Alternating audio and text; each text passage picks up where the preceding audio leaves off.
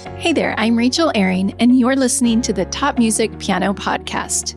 Get inspired as we discuss creative resources, trends in piano pedagogy, ways to grow your income and streamline your studio, and new ways to engage your students each week. If you are a teacher who wants to go beyond the method books to create an innovative studio that fosters lifelong music makers, you've come to the right place. Hello, piano teacher friends. Happy New Year.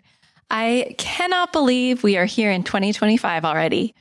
Last year flew by for me in so many ways, but then when I look back, there were a lot of big moments and highlights that happened in the past year. Before I get into that, I have to tell you that this episode, for some reason, was such a struggle for me to draft. I'm not sure if I ate too much Christmas lasagna or my brain was just in vacation mode or what, but I got really stuck trying to figure out what to share. And I actually had a completely different episode started, but it felt dense and uninteresting. So I switched gears and decided to tell you what worked in 2024 that I want to carry into the new year of 2025. So that is the theme of today's episode. And I hope that in me sharing these 7 things with you today, that maybe you will hear something that inspires you to take action on one of these. And if you stick around to the end, I'm also going to share my word for 2025, which I have to say came really easily to me this year. Some years I've had to really think hard about what my word's going to be, but this year it just came to me out of nowhere. So I'm excited to share that with you. All right, so let's get started with my list of things I'm taking into 2025 because they are working for me right now. The first thing on my list is reading books on my phone. Now, hear me out on this one. I never thought that I would like reading books on my phone. The screen is small and I really like holding the physical book in my hand, but this is why I love it. Have you ever noticed all those short pockets of time where you're waiting in the doctor's office or maybe waiting for a student who's running late or waiting to pick your kid up from school? Those for me tend to be wasted minutes where I'm just mindlessly scrolling, opening random apps to check the weather or something. And that's where the book app comes in. I can easily use those 5 or 10 minutes to read a chapter of a book because I, of course, always have my phone with me and I can actually learn something rather than just consume useless information.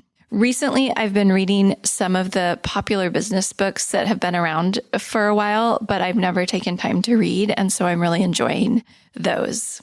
And in a little bit here, I'm also going to share a book that is on my list for 2025. Now, I will say in 2025, I don't want to exclusively read books on my phone. So my son has recently gotten into reading the Harry Potter books for the first time. And when we are sitting on the couch together and he's reading, I would rather be reading an actual book so that he can see that I'm reading along with him and not just on my phone. Telling him that I'm reading a book on my phone isn't quite the same to a 7-year-old as actually holding one. By the way, I will be honest with you all. I read very few books for about 5 years when my son was young, other than reading kids' books out loud to him because I just didn't have time in that season of my life. He just needed, it felt like constant attention. But now that he is reading to himself and will sit and read for 20 or 30 minutes, it's a game changer. And I am loving getting back into reading. So if you're in that season of only reading Pete the Cat books, just know that it's a phase and you will get back to reading grown-up books at some point as well. So that is the first thing that I'm taking into 2025. The next thing is kind of 3 things, but I'm going to combine them into one because they are all related. Thing number 2 that I've started doing and want to do much more of in 2025 is simplify and automate. And as part of that, not be afraid to use AI or ChatGPT in a thoughtful and ethical way.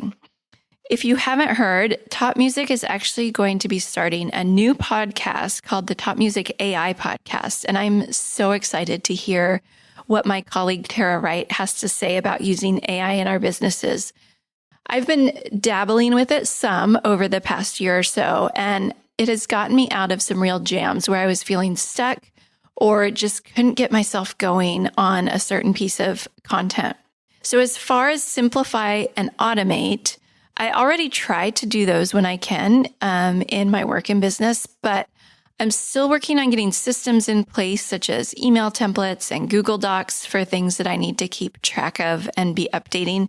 So I am hoping to continue that process in the new year. Now, I'm sure I've said this before, but if you haven't automated scheduling and payments yet, don't walk to your computer and sign up for, you can use My Music Staff or Fonts.com, which is the one I use, and automate those payments right now. And this is not sponsored by either of those, but those seem to be two of the most popular ones that teachers are using. I'm telling you that if you have more than a couple of students, you have to do this. I was talking to a teacher recently who was leaving hundreds, maybe thousands of dollars on the table because she was disorganized with her billing. And I convinced her to automate those payments so that she would not be leaving all that money on the table. Trust me, you'll be so happy that you did this after you take the leap into automated billing. The third thing that I'm taking into 2025 is that I'm going to continue making videos and working on my video editing skills. Now, I, like many of you probably, don't love being on camera, and it always feels like a big hassle to film a video for YouTube or Instagram. But I know that video is not going anywhere, and I want to keep getting better at it. So in 2024, I made the decision around, I think it was July, that I was going to post a video on YouTube every week. And I'm pleased to say that I did every single week except the very last week of the year. Things just got out of hand with Christmas concerts and everything, and I didn't get one up. But before that, I posted every week, and I am learning so much about video and editing as well. I still consider myself very much a beginner in this process, but it's amazing how much you learn just by doing it each week. Honestly, for the first few months, I didn't even want to tell people that I had a YouTube channel because I knew how bad my videos were. But here I am 6 months later telling you that I have a channel. It's all about collaborative piano, and it is still a work in progress. But I plan to keep making videos because, for one thing, I still have a lot to say about collaborative piano and accompanying. So you can check it out if you're interested. Okay. My fourth thing is something that is going to sound so boring, but hear me out anyway. I'm taking Hanon exercises into 2025. So a couple of months ago, I subbed for one of my teachers at the conservatory, and her student was playing a Hanon exercise as her warm-up. And I thought to myself, I should pull out my book of Hanon exercises. Incidentally, around that same time, I had been feeling frustrated with my technique. Because so much of my job is administrative, I don't play the piano nearly as much as I did when I was a full-time accompanist. And so I was noticing that my technique just wasn't as reliable as it used to be. So I pulled out my Hanon book, and I've been using it as a warm-up. I would say probably a few times a week I do it. And I'm already noticing that my technique is coming back, and I'm starting to feel more confident in my playing again. Now, of course, you don't have to use Hanon. You can play scales or Czerny or Chopin etude, whatever works for you. But I do challenge you to have some kind of technique warm-up to keep your fingers in shape. Number 5 is one of my favorites and definitely one I will continue, and that is connecting with other piano teachers. I've connected with so many amazing teachers through this podcast, especially. I've had incredible guests on the show this past year, and I also have connected with teachers over on Instagram and through my digital course on accompanying. And then, of course, I have some real life teacher friends that I absolutely adore seeing in person. One of the highlights of 2024 was going on a weekend retreat with 2 of my piano teacher friends where we spent time brainstorming, problem solving, working on projects that we needed dedicated space to work on. And it was so rejuvenating. We're talking about doing another one sometime in 2025, and I really hope we can make it happen. So I encourage you to find your piano people. The Top Music Pro membership is a great place to make this happen. And there's actually a new Facebook group specifically for Top Music Pro members that I'm excited about to help connect all of us. But see if you can find some real life piano teacher friends as well. It is so valuable to have people who really understand the nuts and bolts of your specific business and can see things from a different perspective and help you problem solve. Okay, number 6 on my list of things that I'm taking into 2025 is a big one that honestly probably needs an entire episode all of its own, but I'll give you the high-level view here. This one is boundaries. If you just rolled your eyes, I don't blame you. Boundaries are tricky, and I think they are also misunderstood by a lot of people. So I'm going to share how I think about boundaries. To me, the key to having good boundaries is remembering that I can only control myself and my own actions. Often we think of boundaries as controlling how other people treat us, but that's not really what it's about. So if my boundary is that I don't want a sick student coming to my house for lessons, that's a perfectly reasonable boundary, but I can't actually control my students and their parents. So that means that first of all, I need to communicate that boundary in my policies and maybe even clearly state what is meant by being sick. And then I need to offer alternatives or state what will happen if the student does show up sick. So maybe the policy is that you won't teach a student who has a fever or who's been throwing up, but they can have a Zoom lesson during their lesson time.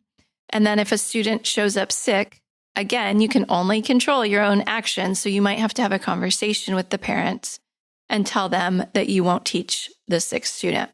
If you know who Mel Robbins is, she has a brand new book that just came out called The Let Them Theory. I haven't read it yet, but I've heard her talk about it on a couple of podcasts. And the idea is that if someone does something that you don't like, you say to yourself, let them. If someone criticizes your teaching style, you say, let them. And then the next step is to say, let me, and then you focus on yourself and your own actions and responses and focus in on your inner peace. I'm adding that book to my 2025 reading list because I think it's a really simple concept, but one that can be life-changing for all of us. Okay, we're already at number 7. Number 7 is my last thing that I'm taking into 2025, and it's another 2 for 1, and that is gratitude and manifestation. Again, there's a lot to say about both of these, but I truly believe that these go together and that the more gratitude we have, the better our life will become. I know that manifesting might be a bit too woo for you, so if you want to call it having a vision or goal setting, that's fine too.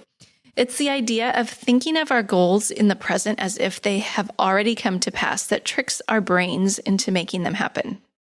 I encourage you to set aside some time for this practice of gratitude and manifestation, and you can even write down your goals as gratitudes in the present tense. Take some time this week to think about what worked for you in 2024 and what you want to take with you into 2025, and then dream big about what you want to become a reality in the new year. I personally don't really do New Year's resolutions, but I do love the idea of a clean slate and thinking about what I want to accomplish and how to make it happen. And if you don't quite reach your goals, that's okay. I've heard it said that if you always reach your goals, you need to set bigger goals for yourself. I actually had an income goal for 2024 that I did not reach. But looking back over the past year, I'm really proud of everything I accomplished, which brings me to my word for 2025, which is momentum. 2024 really was a year of starting things and getting clear on what I wanted to do. One of the big things that I started was hosting this podcast, which has been an incredible experience. I have loved working with Tim and his team and connecting with piano teachers all over the world. So keeping the momentum going that I've started with the podcast is one of my goals for 2025. Another thing I created in 2024 was my digital course about accompanying, which I mentioned earlier. That was a huge undertaking to record all the modules and create the PDFs and get everything set up technically. But now that it's created, I want to use 2025 to work on finding the people who need the course and will most benefit from it. So again, the momentum of growing my course business. The same thing with my YouTube channel. I started it 6 months ago, and I want to continue posting videos and growing my channel in hopes of gaining some momentum. And the thing about momentum is that once you get it going, it can grow exponentially. Sometimes I think of a cartoon character. I don't know if you all ever watched Scooby-Doo or the Flintstones when you were a kid. Maybe I'm dating myself. But I remember in the cartoons I watched, when a character was about to start running, they would run in place for a couple of seconds and then take off. And I think that's how momentum tends to work. Sometimes you have to run in place for a bit and you're afraid you're going to be stuck there forever. And then suddenly you shoot off and you're off to the races. So that's my goal for 2025 is to stop running in place and get to the shooting off spot. I would love to hear about what you are looking forward to in 2025. What goals you have, what you're manifesting, what worked in 2024 that you want to take forward with you. You are welcome to DM me on Instagram. I'm at Rachel Airing, or send me an email. Find me in the Top Music Facebook group. However you want to let me know, I'm always happy to hear your thoughts. Now, I want to encourage you before I close here. If you didn't listen to the last episode of 2024 over on the Topcast with Tim Topham, be sure to go back and listen to that one. It was really inspiring hearing Tim talk about all that was accomplished at Top Music over the past year. And he spent some time talking about all the resources that will be available to teachers in the new year. And I am really excited about some of them. He actually mentioned several courses inside of the membership that I want to go through and some other things that I'm going to be on the lookout for. So check that out. Okay, as I close, I want to wish you the happiest new year. I am so honored that you've chosen to spend this time with me, and I can't wait to meet you back here next week. How do you keep up to date with all the latest trends and research into music education? How do you connect with other teachers around the world and make sure your teaching stays fresh and relevant for students of all ages and stages, both now and into the future? I created our Top Music Pro membership to be the one-stop shop for music teaching resources, training, support, and community, and I'd love for you to come and join us inside. With over 40 comprehensive training courses, hundreds of teaching demonstrations and lesson plans, free monthly sheet music, discounts, and all the business and pedagogy support you could ever need, Top Music Pro is the community you've been looking for. If you're ready to level up your learning from the podcast and join thousands of other teachers in our global network, head over to topmusicpro.com today.